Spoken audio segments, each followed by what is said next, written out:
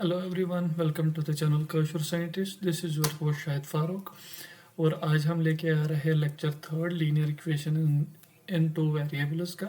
अभी तक हमने दो लेक्चर्स देखे in which we covered the basics in the first lecture, and उसके बाद जो दूसरा लेक्चर हुआ था उसमें हमने जो ग्राफिकल मेथड से हम सॉल्यूशन निकालते हैं एक पेयर ऑफ लीनियर इक्वेशंस का वो देखा, जिसमें हमने देखा कि कैसे हम ग्राफ प्लॉट करते हैं। उसके बाद हमें जब लाइन्स मिल जाती है तो कैसे हम बोल देते हैं कि कौन सा सॉल्यूशन एग्जिस्ट करता है, वेदर द सॉल्यूशन वो जो होता था यूनिक सॉल्यूशन है, इन्फिनाइट सॉल्यूशन है, या सॉल्यूशन एग्जिस्ट ही नहीं करता किसी लीनियर पेयर ऑफ इक्वेशंस के लिए।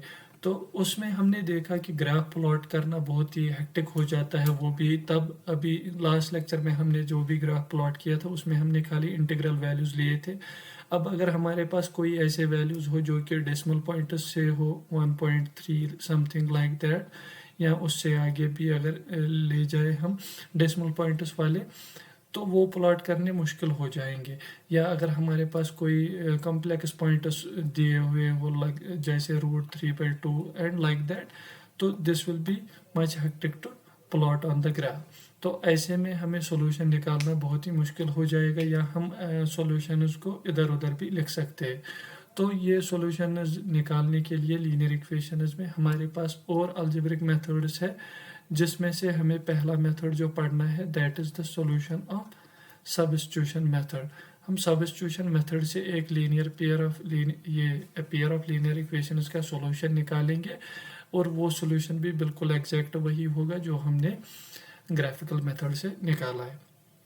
तो सब्स्टिट्यूशन मेथड में हमें ये चीज़ें याद रखनी है कि हमारे पास दी होंगी फिर से वही दो linear equations. Let us suppose they are a times x1 plus by1 plus c1 is equal to 0, a1x b1y. This is similarly we will be having a2x plus b2y plus c2 equal to 0। ये हमारे पास दो linear equations दी होंगी। अब हमें करना क्या होगा, वही pick either of the equations and write one variable in terms of the other. अब हम इन दो में से या तो इक्वेशन 1 या इक्वेशन 2, इन दो में से एक इक्वेशन उठा के उसको इन टर्म्स ऑफ अनदर लिखेंगे। फॉर एग्जांपल अगर मैं एक इक्वेशन लेता हूँ इक्वेशन 1, और मैं x को लिखूंगा in terms of y, so we can write it as ax1 can be written as -c1 - b times y1। और ये अगर मैं a ले जाऊँ इधर, it will B divided a1, तो x1 मेरा बन जाएगा क्या, -c - b1y एंड a1। तो अगर मैं यही उठा के इस दूसरे वाली इक्वेशन में x की जगह सब्स्टिट्यूट करता हूँ, तो मैं इन दोनों का सॉल्यूशन निकाल सकता हूँ। तो दूसरा स्टेप क्या है, substitute the value of the variable in another equation. अब मैंने इससे पहली वाली इक्वेशन से x का value in terms of y निकाला, तो मैं यही x का वैल्यू दूसरी इक्वेशन में पुट करूँगा, और इसको फिर चूँकि x की जगह जब मैंने ये वाला सब्स्टिट्यूट किया तो ये इक्वेशन एक ही वेरिएबल y में बन जाएगी। तो मैं इसको इजीली सॉल्व कर सकता हूँ, और उधर से मुझे y का वैल्यू निकल जाएगा। अब मुझे जब y का वैल्यू निकला तो मैं उस y के वैल्यू को इस वाली इक्वेशन में पुट करके x का वैल्यू फिर से निकाल सकता हूँ, और इस तरीके से मेरे पास x का वैल्यू भी होगा और y का वैल्यू भी होगा, and that will be the solution of my linear pair of equations. Substitute this value back यही है जो मैंने अभी आपको बताया। करना क्या है, एक इक्वेशन से हमें एक वेरिएबल को इन टर्म्स ऑफ y लिखना है, इन terms of another variable. For example यहाँ पे मैं लिख रहा हूँ फिर से, it will B -b times y -c divided by a, and when I substitute this value in equation second, for example equation second मेरी है क्या, a2x plus b2y plus c2 equal to 0। अब जब मैं इस x के बदले ये डालूंगा तो मुझे ये जो equation it will reduce to what, a2 into -by - c divided by a, this will be a1 divided by a1 plus b2y plus c2 equal to 0। अब अगर आप देखिए तो इसमें हमारे पास जो वेरिएबल है that is only 1, so we can solve this easily. ये हम सॉल्व करके y का वैल्यू निकाल सकते हैं जो भी निकलेगा, और वो वाला y का value we will be substituting that back into this equation third and we will get the value of x, and this way we will solve the pair of linear equations. ये solution method समझने के लिए हम example से इसको अच्छे से समझेंगे। तो पहली एग्जांपल हमें क्या कहती है, solve the following pair of equations bye substitution method. अब हमें दो इक्वेशंस दी हुई है, एक है 7x minus 15y equal to 2 and another is x plus 2y equal to 3। अब अगर मैं देखिए दूसरी इक्वेशन में चूंकि x का कोई कोएफिशिएंट नहीं है, it will be easy, we just have to displace this to get this equation in terms of one variable. So अगर मैं बोलूँ ये इक्वेशन 1 है, ये इक्वेशन 2 है, we will be saying taking equation 2। अगर मैं इक्वेशन 2 लेके x plus 2y equal to 3, तो अगर मैं x को इन टर्म्स ऑफ y लिखूँ वो कैसे लिख पाऊंगा, 3 minus 2y, this will be my equation third. अब मैं ये x का वैल्यू सब्स्टिट्यूट करूंगा इक्वेशन 1 में, तो substituting value of x in equation 1। Equation 1 में जब x की जगह मैं क्या पुट करूंगा, 3 minus 2y plus minus 15y will be equal to 2. Now multiply this, 3 7s 21 minus 14y minus 15y will be equal to 2. Now rearranging this equation and adding these two, what we will get? So we get 21 minus 14 minus 15, that will be minus 29y equal to 2. Now minus 29y will be equal to, this is 2, and when this is taken to another side it will be minus 21, it will be minus 29 equal to this will be 2 minus 21, that is minus 19, minus minus will cancel out and we will get y equal to 19 upon 29. Now we got the value of y. We will substitute this value of y in equation third. So substitute value of y in third. What will be that equal to? That will be equal to x is equal to 3 minus 2 into y. What is value of y? That is 19 by 29. So we will get x equal to 3 minus 219, that is 38 divided by 29. Now cross multiplying this, what we will get? 29 into 3, that will be 87 minus 38 divided by 29. What is that equal to? That will be equal to 7 8, that will be 9, and 7 minus 3, that is 4. 49 by 29 is the value of x. So this is the solution of the pair of linear equation, that is x equal to 49 by 29 and y equal to 19 upon 29. This way we calculated the solution or we solved the pair of linear equations. इसी तरीके से हम substitution method से linear equation solve करते हैं। और एक question करते हैं जिससे हमें ये सारे सवाल अच्छे से समझ आएंगे। तो सवाल कहता है, in a shop the cost of 2 pencils and 3 erasers is 9 and the cost of 4 pencils and 6 erasers is 18. Find the cost of each pencil and each eraser. अब हमें इस बार इक्वेशंस दी नहीं हुई है, लेकिन हमें कुछ कंडीशंस दी हुई है जिसके बेस पे हम इक्वेशंस को पहले बना सकते हैं और फिर उसके बाद हम उनको सॉल्व करेंगे। देखिए अगर मैं कहूँ let the cost of each pencil, अगर मैं पेंसिल का कॉस्ट फॉर एग्जांपल मैं बोलता हूँ that is x, and similarly let the cost of each eraser, let us say that it is equal to y. अब हमें दिया हुआ है क्या, in shop cost of 2 pencils, what will be that equal to, that means 2y x, and 3 erasers, that is plus 3 times cost of erasers is equal to 9, ये हमारी पहली equation बन गई।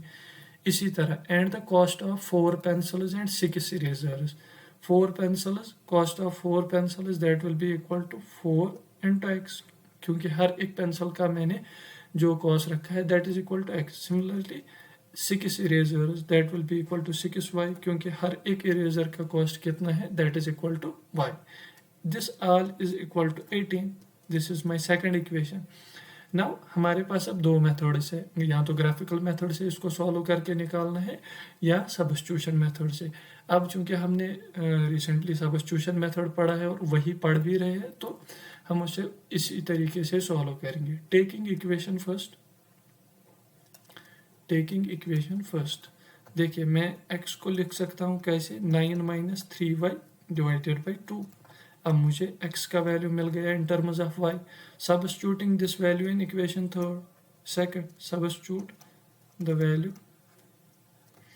Value of x in equation second, what will be that equal, that will B 4 into x की जगह 9 - 3y divided by 2 plus 6y is equal to 18.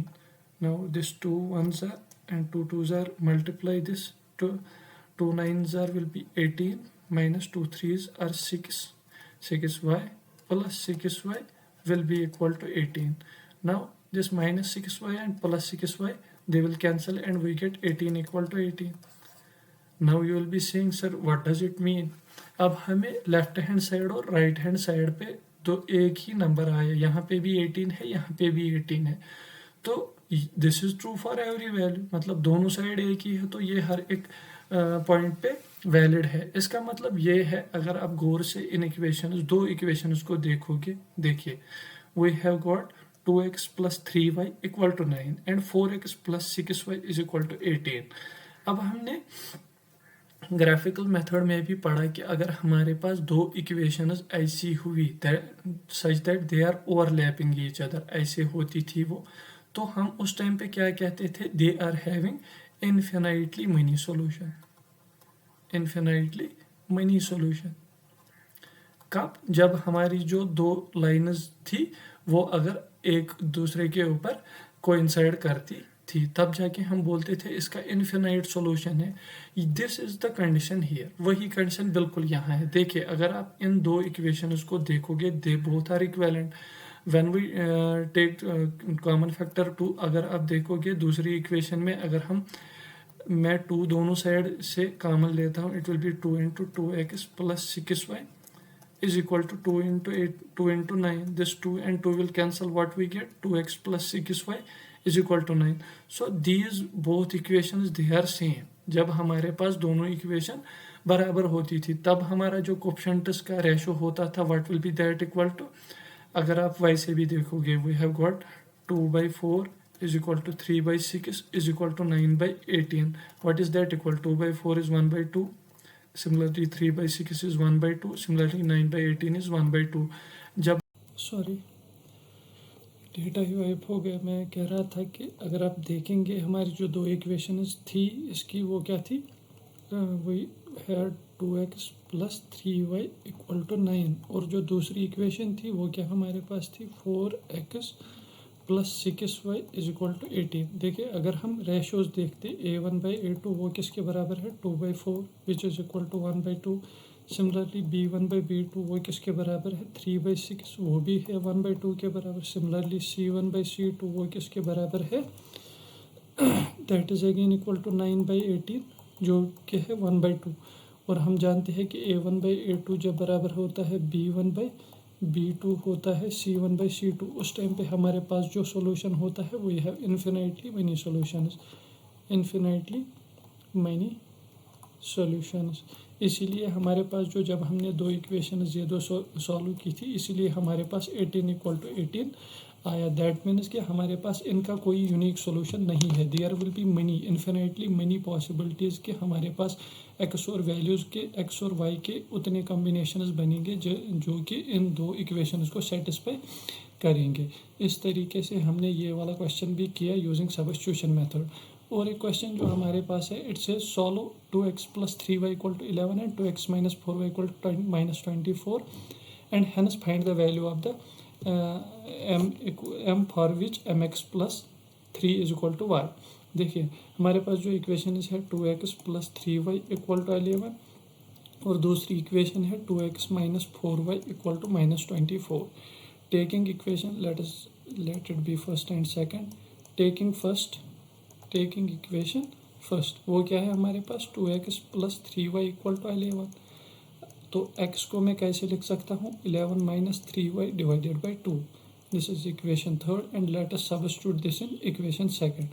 Substitute value of x in second. तो वो क्या बनेगी मेरे पास, 2x की जगह 11 - 3y / 2 - 4y = -24। This 2 and 2 will cancel out.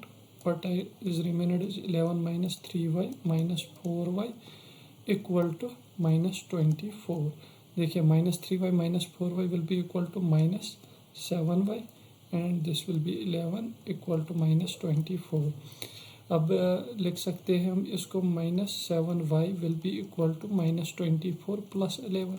That means -7y will be equal to -24 + 11 will be -13. This minus and minus will cancel. We will get y = 13/7. This way we got the value of y. Now substituting this value in equation third. Substitute value of y in equation third. उसमें जब मैं y का value substitute करता हूँ, I get x = 11 - 3 × y की जगह क्या, 13/7 / 2। तो इसको जब मैं सिंप्लीफाई करूँगा, it will B 11 × 3 × 11 - 3 × 13, that is 39 / 7 और होल डिवाइड बाई है 2। Further simplifying, that will B 11 × 7, that is 77 - 39 / 7 और ये 2 होगा 1/2।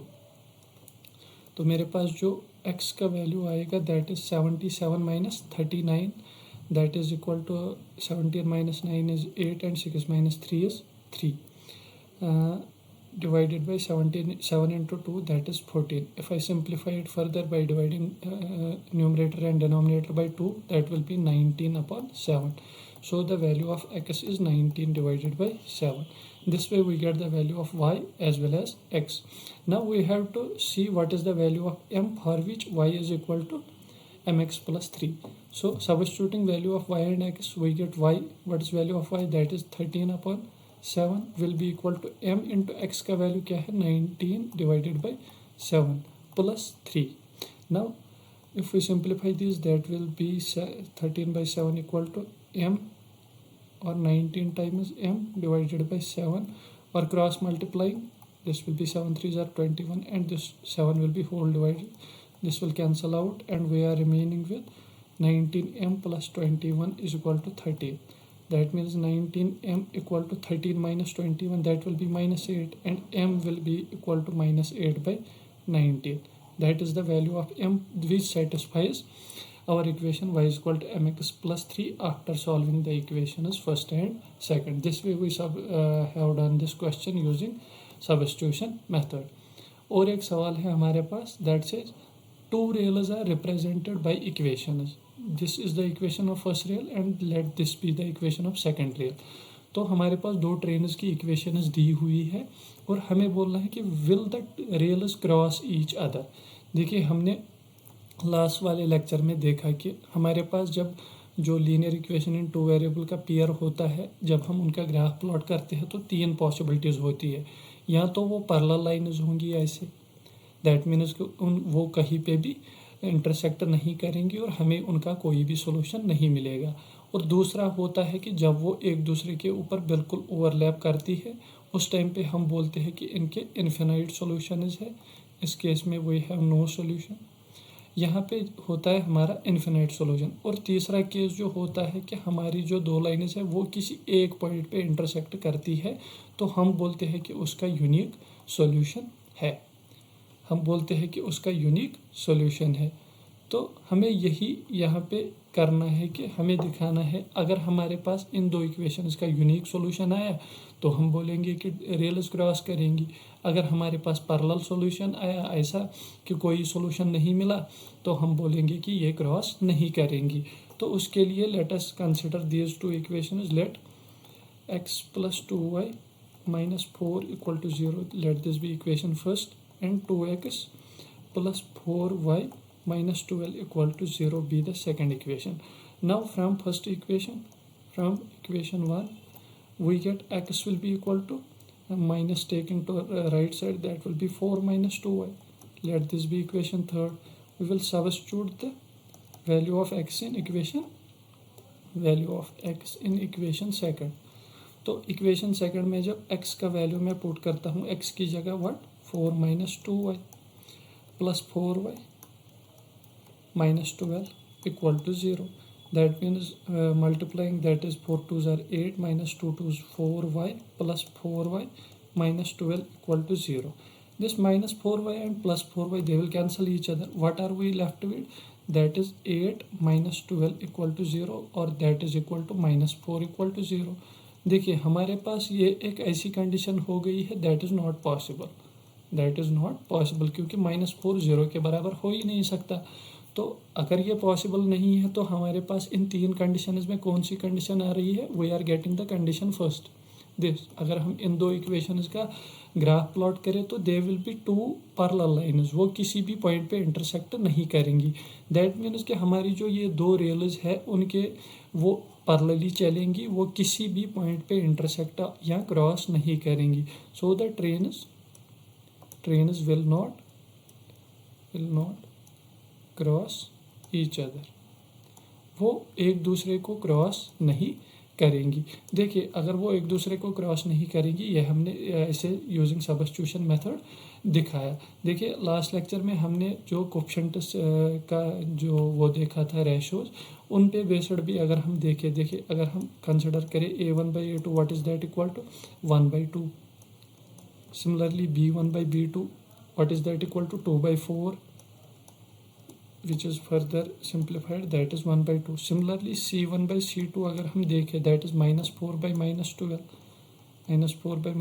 that will be equal to 1/3. So we get what condition? a1/a2 is equal to b1/b2 is not equal to c1/c2. और ये वाली condition हमें पता है कि तब होती है when there is no solution of the linear pair of equations. और हमें यहाँ पे भी वही मिला कि इसका कोई सॉल्यूशन पॉसिबल नहीं हुआ, इसलिए हम कहते हैं कि ये जो ट्रेन्स है they will not cross each other. ये था हमारा सवाल जो कि हमने पहले सब्स्टिट्यूशन मेथड से किया, फिर वेरीफाई करने के लिए मैंने आपको कोएफिशिएंट्स के रेशोज पे बेस्ड भी हमने बता दिया. तो ये था एक और सवाल किस पे बेस्ड? सब्स्टिट्यूशन मेथड पे बेस्ड. आज के लिए हम इतना ही करेंगे. आने वाले लेक्चर्स में हम एलिमिनेशन मेथड देखेंगे, जो वो भी एक अलजेब्रिक मेथड है, तो उसमें भी हम ऐसे ही क्वेश्चंस करेंगे. और आज का लेक्चर छोटा ही रहेगा, इतना ही. तो आगे आने वाले लेक्चर्स के लिए आप ये वाला लेक्चर देखिएगा और कुछ क्वेश्चंस अपने एंड से भी देखें, और कहीं पे अगर कमी लगे तो वो भी आप बता सकते हो. और अगर चैनल पे नए हैं तो चैनल सब्सक्राइब कीजिए, अपने दोस्तों के साथ शेयर कीजिए. और जब तक हम दोबारा से आपसे मिलते हैं तब तक के लिए अपना ख्याल रखिए. Good bye.